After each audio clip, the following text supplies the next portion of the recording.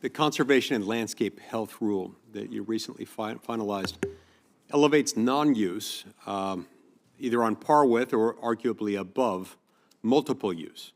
Now, according to FLPMA, BLM is required to manage for multiple use and for sustained yield, with multiple use referring to things like grazing, timber harvesting, energy, mining, and recreation.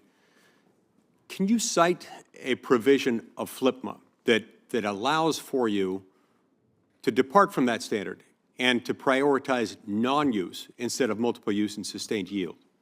What provision of FLPMA allows you to do that?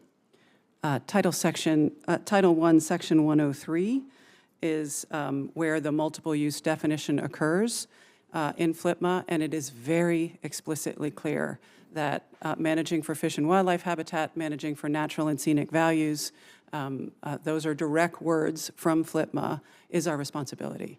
And yeah, look, I understand that, and that's as part of the sort of the recreation portfolio, and you've got the ability to do that. I don't think there's anything in there though that authorizes you to do exactly what you're doing here, which really is for deliberate, long-term non-use.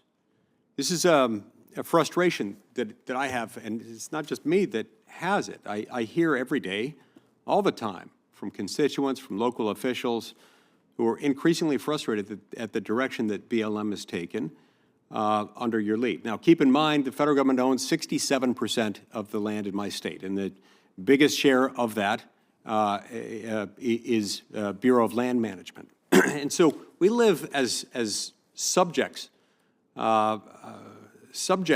to the Bureau of Land Management. And increasingly, BLM under your leadership seems to have taken an approach that manages these lands like a museum. It's a you can look, but you cannot touch sort of approach. These are in people's backyards. You can hardly throw a rock in any direction in Utah and not hit federal land. Now, that portion of the land in my state, the portion of the 67% of the land in my state owned by the federal government, your portion of it amounts to 22 million acres in Utah. That's 7 million acres more than all of the land, not just the federal land, but all the land in the state of West Virginia.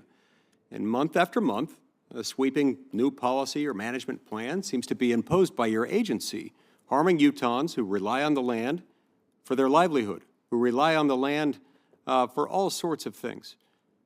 Now, the agency has strayed pretty far from its statutory mandate to manage this land for multiple use and sustained yield. The conservation rule is a pretty blatant example of this museum approach of you can look, but you can't touch, one that's taken over the BLM. And I don't think it can be fairly reconciled with FLPMA.